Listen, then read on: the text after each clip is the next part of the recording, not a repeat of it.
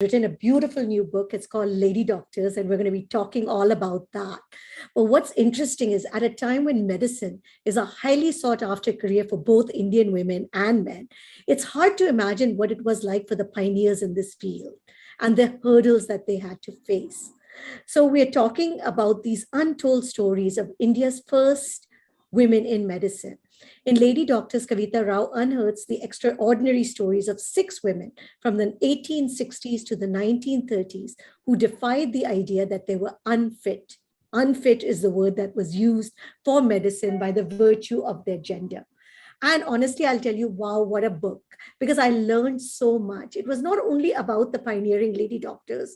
So if you're like me, might be a little bit worried that, okay, you know what, I'm not in the field of medicine, but it talks so much about society, about history, gender issues, patriarchy, family life. This is actually a must read for everyone. A little bit about Kavitha. She's a freelance journalist and a writer. She lives in London. She's spoken at many, many literary fests, including the Times Lit Fest, the Tata Lit Fest, the Kasauli Lit Fest. She's also taught journalism at several colleges, including the Indian Institute of Journalism and the New Media in Bangalore, Sophia College in Mumbai, and the Times College of Journalism in Mumbai. This is her 3rd book. So first of all, Kavitha, a very, very warm welcome to Sipping Thoughts. We're so excited to have you here. Thank you so much. Thank you for having me. Well, tell us, first of all, you're also not a doctor. I am also not a doctor. Why did you want to write this book, and what fascinated you about this topic? Yeah, I'd like to say that this book isn't just for doctors. And, I intended this book to be accessible to everyone and to be readable. And in fact, if I could, I wanted it to read like a thriller. So I started this book because at the time, I had just gone on Google, and it was the 153rd birthday of Rukmabai Rao. And Google had done this doodle commemorating that. And I hadn't really heard too much about Rukmabai Rao, who is one of the women doctors that I've covered. And so I decided to do a bit of research about her. And, once I had done that, I found other women doctors of the time. And I realized that, all these doctors were, had just been totally forgotten. They were not in our textbooks. They were not in our books. I mean, nobody had ever heard of them. And there were books about them, but a lot of the books were extremely academic, or they were in regional languages, Marathi, Bangla, and therefore not really accessible to everybody. So I just wanted to write something which was very readable for everybody, which everybody could read and hopefully identify with. No, definitely. I mean, like I said, I'm not even being a doctor, so there's no scientific jargon in there. It really is about the life and their tales and how they actually, in this very male-dominated society, male-dominated world, climbed. But do give us a little bit about the 6 women that you've covered, because each of them, what I found, is so different from the other. Yet today, if we look back, they've not only paved the way for other women doctors, but probably for many, many career women. Right. So this is going to be a little difficult to sum each one up in a few sentences, but I will try. So the first, and whose picture is on the cover, was Anandibai Joshi. She was the first Indian woman to get a degree in Western medicine. And she left India when she was barely 18, and she went all the way to Philadelphia to study. Okay. And unfortunately, she died very early. On her return, she died of TB. And therefore, she could never practice, which leads us to the second doctor, who was Kardambini Ganguly, who was the first Indian woman to actually practice Western medicine. She was a Bengali woman, and she actually managed to get the Kolkata Medical College to admit women. At the time, they did not admit women. Okay, so her chief achievement was that, getting medical colleges to actually admit women. Then the third was Rukmabai Rao, who, in my opinion, had the most challenges to overcome, and was certainly the bravest of all 6, because she was also from a lower caste. She was from the carpenter caste, and therefore did not have some of the caste privilege that the other doctors have. She escaped a child marriage. She was married very young. She went to court. She fought and divorced her husband. She had to stand up to a number of Hindu conservatives, including Bal Gangadhar Tilak, who were against divorce for Hindu women. Eventually, she escaped to the UK. where she studied. And after qualifying, she went back to India and practiced alone. Practiced as a woman doctor for about 30 years in Surat. She never married. She stayed, independent and single to the end of her life. And after that, we have Himati Sen. She was also from rural West Bengal, but she was very different from Kardambini because she was not highly educated. She did not have, support from society. And she was again a child widow who was left in dire poverty and became a doctor only to feed her family. She did not have any sort of lofty aspirations. And in some ways, she's my favorite. She's not very well known at all. And the last two were from the south, Muthulakshmi Reddy and Mary Poonan Lucas. Muthulakshmi Reddy was more than a doctor. She was the second woman legislator, and she introduced a number of very important laws. She was one of the key movers behind the abolition of the Devdasi system. She also supported the right of women to vote and, introduced bills to that effect. And she, most importantly, perhaps she set up the Adyar Cancer Hospital in Chennai, which is one of the, the biggest cancer institutes in India. And the last was Mary Poonan Lucas, who basically worked as a doctor, as a royal physician for the Travancore royal family in the 1920s. And during this time, she helped put in, lay the foundations for Kerala's healthcare system, which is still, sort of considered the best in India today. And she had put in all the, foundations for that, vaccination, hygiene measures, education of women, all those things. She was really instrumental in that. So these were basically the 6 doctors. And I've left out several women because, there was partly the problem of finding enough information. And also, there was a problem of the book being too long and meandering. So there is still scope for writing book 2, I guess, yeah. No, I'm saying these women in itself were fascinating because, like you said, they were fighting widowhood, they were fighting child marriage, they were fighting Devdasi systems, they were putting in place new laws. So again, they were changing even what we perceive as what is kind of modern India. They were putting the pavement, they were putting the bricks in place for that.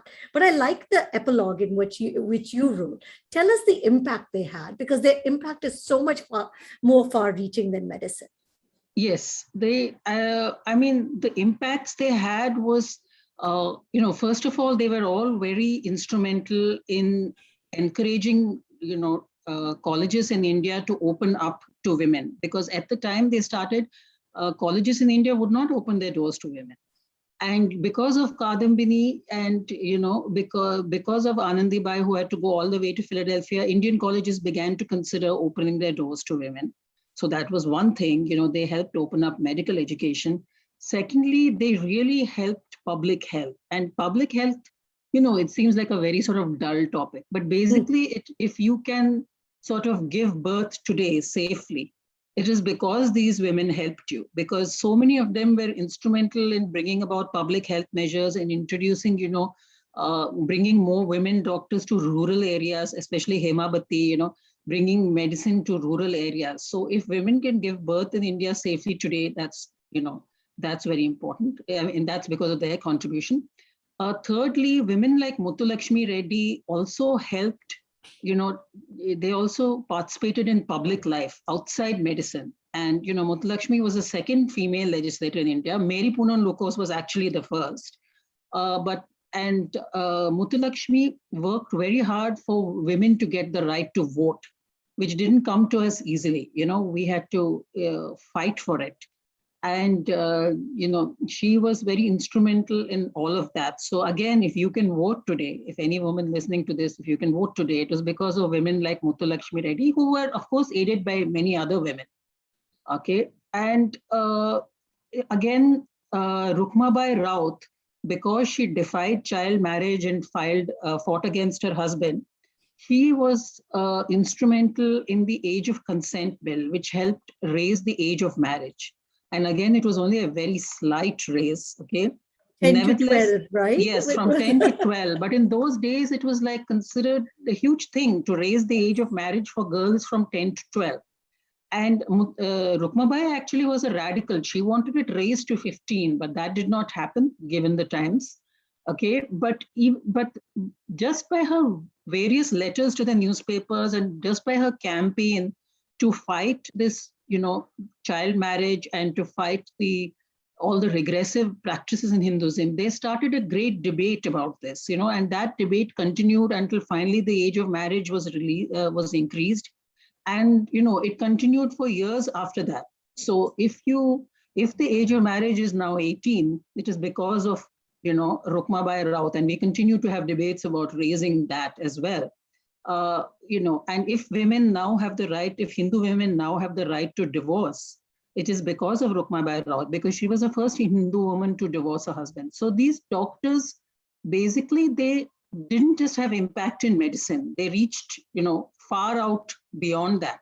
Okay, and lastly, of course, they built institutions, which was very important because, they left a legacy. So Muthulakshmi built the Adyar Cancer Hospital, which still continues today. And Mary put in place, the whole system of Kerala healthcare.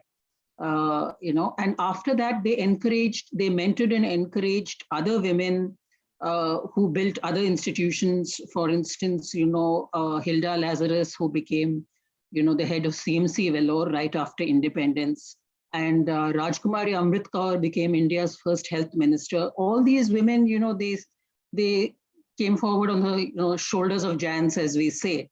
So these were the giants who inspired later generations of Indian women to enter medicine and set up institutions. No, it is fascinating. That's why I said the book is definitely a must read, because when you go through it, you're also understanding a lot of history with it. Yes. But the first of the lady doctors, and please say why you call them lady doctors, had to break a lot of barriers. And women are still breaking barriers. The fight still continues. So what are the external and the internal factors that you felt that aided them to actually be able to break these barriers? It's maybe a sad fact, or maybe it's an encouraging fact, that a lot of them had support from men, because at the time it was a man's world. Women couldn't sort of strike out on their own. Having said that, they had support from fathers and in some cases husbands. But eventually the fathers would pass away, or and they would have to make it on their own, or the husbands might not be as supportive as they might have wished, and they would have to make it on their own. But a lot of them did have very encouraging fathers who supported education. Then several of them were obviously from, upper castes and fairly privileged in that sense, such as Anandibai and Mary Poonan Lokos, also from the Syrian Christian community, which at the time had, easier access to education than others. So a lot of them were from, privileged castes and therefore had that. I mean, Rukmabai was not, and even Muthulakshmi, her mother was a Devdasi, so she had a lot of prejudice because of that.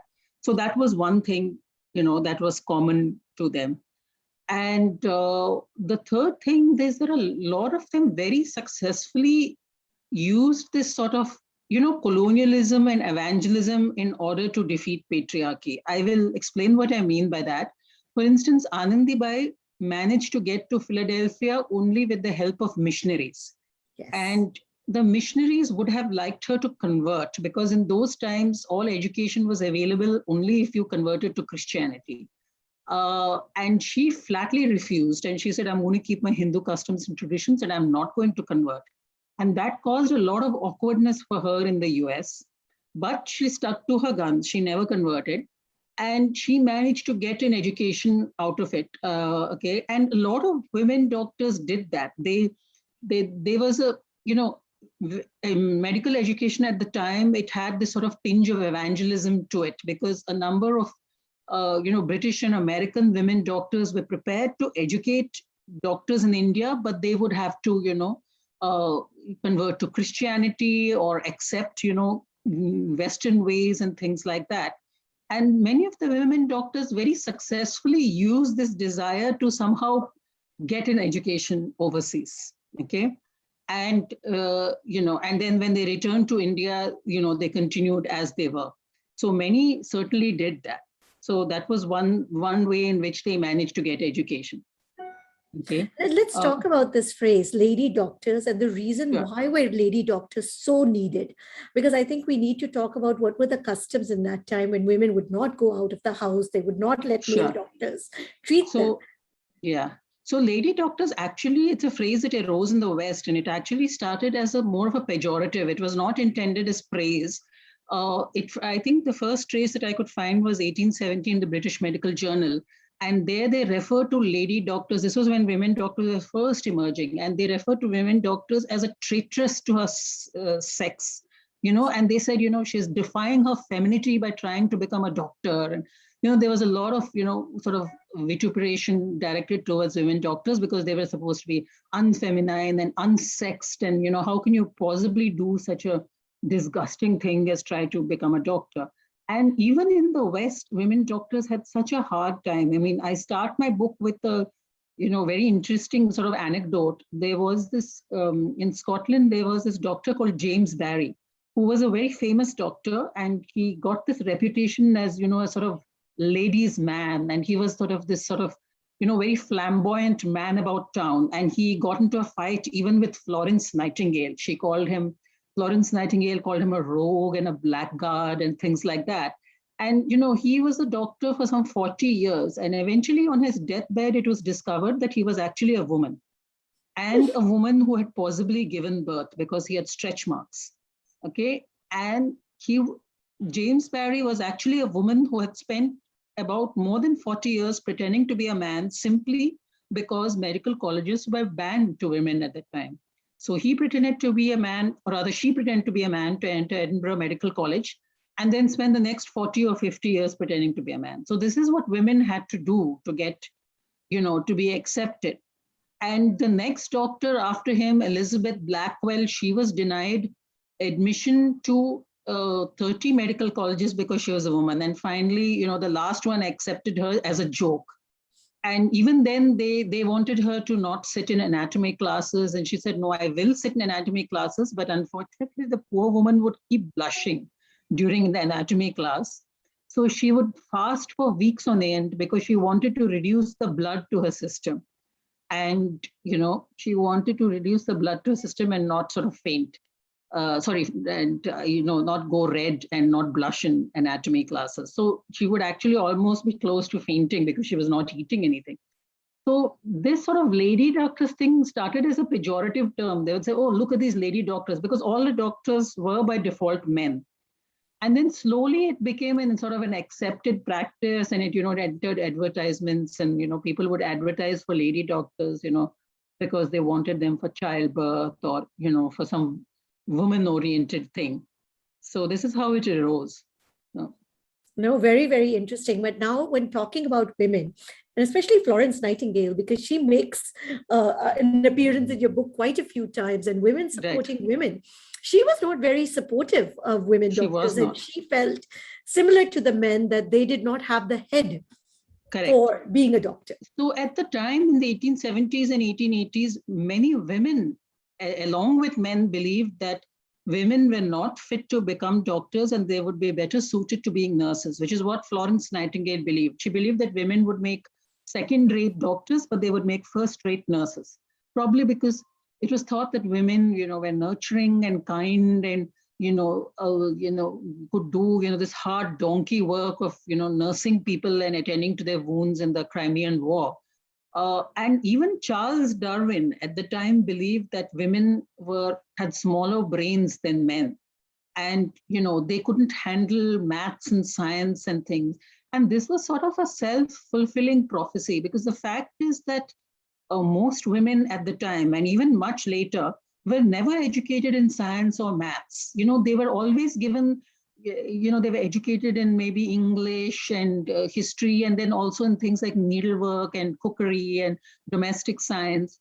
And therefore, so many of them didn't have the education that they needed to take on, a subject like medicine. So it became a sort of this self-fulfilling prophecy. So yes, but Florence Nightingale appears to have changed her mind by the time Kardambini Ganguly came on the scene, which was some 20 years later. And then she did say a lot of encouraging things about Kardambini Ganguly. So maybe she changed her mind when she saw more women in the medical profession, which happened to other people as well. They slowly sort of change their minds. Yeah, no, that's what they say. Change is slow. But what is also very interesting is the lady doctors, and we still find a lot of people fighting prejudices. But the big thing is the work-life balance. They had to Right. fulfill all their womanly duties, which is having kids. Some of them had up to 8 kids. They had to manage the house. They had to work. They were doing almost everything with little or no support on the family life part from any of their husbands. That's true. And because, not many of them write about, some of them did write about this work-life balance. Some of them were absolutely mum. Like, for instance, Kardambini Ganguly had 8 children. Some were her husband's previous children from his first marriage, and some were their own. She had 8 children, but because she did not write a memoir, we don't know how difficult it was. Perhaps that's why she didn't write a memoir. She just didn't have the time, you know. But others did write. Himati Sen, her entire memoir is sort of this very frank and unadulterated account of how difficult she found it to manage, support her children, because her second husband was a wastrel. Her first husband died and left her a widow. Her second husband was, he didn't support her in any way, either with money or with anything else. And then she had to, work as a doctor and rear her 5 children. And she found it very hard. And she had faced a lot of harassment. She had feces smeared on her windows by, doctors who, men doctors who, were angry that a woman was, taking over their business. She was paid much less than men doctors. So that was one thing. And Muthulakshmi Reddy also wrote about it in very briefly in a couple of paragraphs. She wrote saying, I advise all medical women not to marry because it is, if they want to devote themselves to their careers, it is impossible to do both. And the fact is that Muthulakshmi only married after her husband promised to, support her in every way. But from her memoir, it seems that she wasn't as supportive as she would have liked, and she still found it extremely difficult. Rukmabai Raut never married. She remained single, and she was quite against marriage and romantic entanglements. So she never married. But you're right that even when they were praised, they were always first praised for their motherly qualities and only later for their professional qualities. It was always like, oh, well, she was a very good wife and mother. And that seemed to be primary. And I'm sure that continues even today. So I totally agree. I mean, because when you look at it, you just see the fighting of the prejudices, fighting of the time period. And a lot of these women were very young because, when we think about it, they were, very young. Some of them, I mean, 18, 15, 21. They were not very yes, experienced also in life. sure. Absolutely. Yeah. They were all married off very young, and, they had a lot of responsibilities very early on in life. Yeah. Totally. Now, Bengal seems to be at the forefront of this. I mean, at least Right. when I was reading your book, is there any reason? Of course, they're on the forefront of many things like arts and culture, but also in this area, they seem to have taken the leadership here also. Bengal and also Maharashtra, because two of the lady doctors, Anandibai and Rukmabai, were from Maharashtra.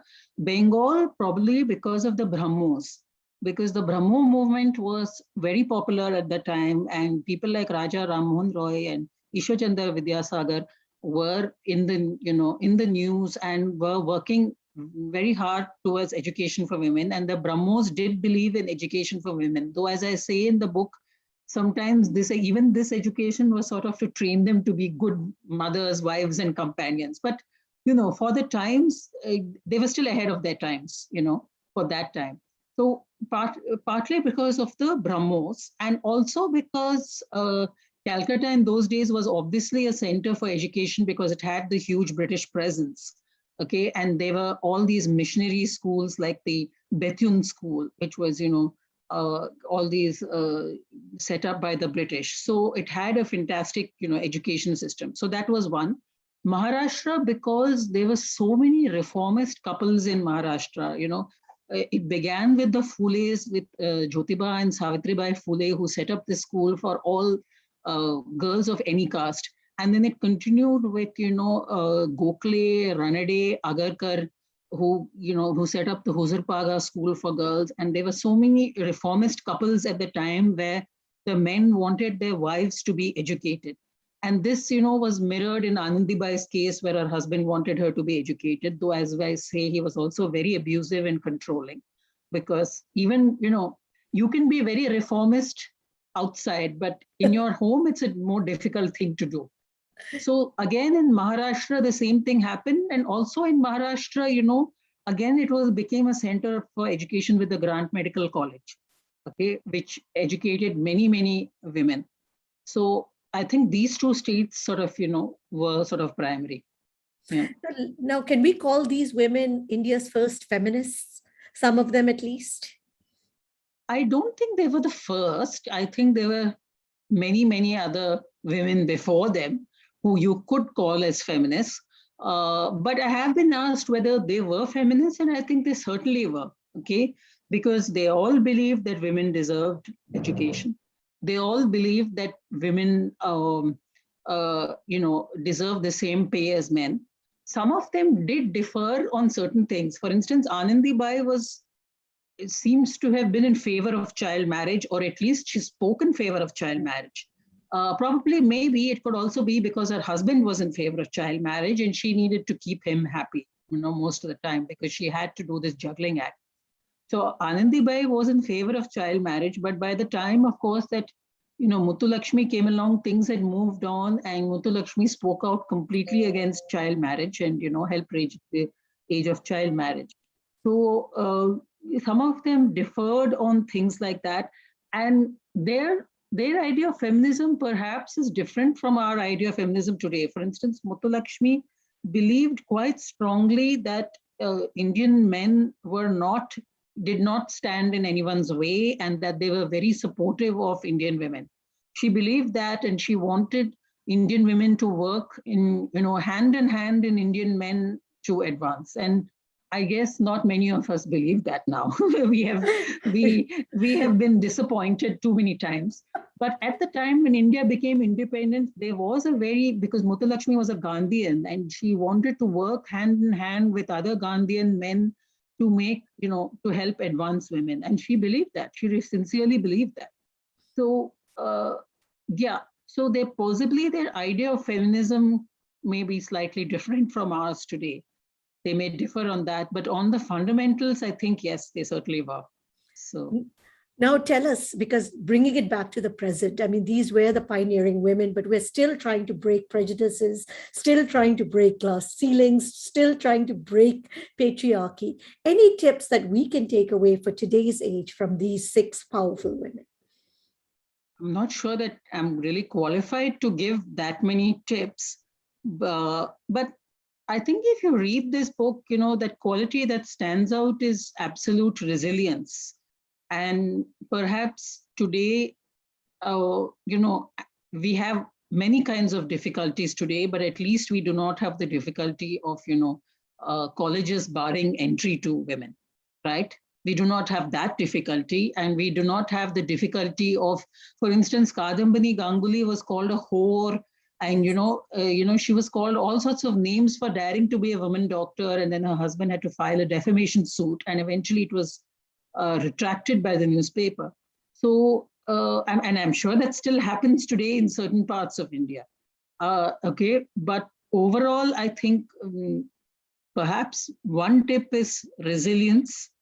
The second tip is, I still hear from so many that, women doctors are sort of, they are told to go into sort of these women-friendly professions, women-friendly specialties like gynecology, or, you don't see that many sort of women cardiologists or women oncologists, or, so much of that in India.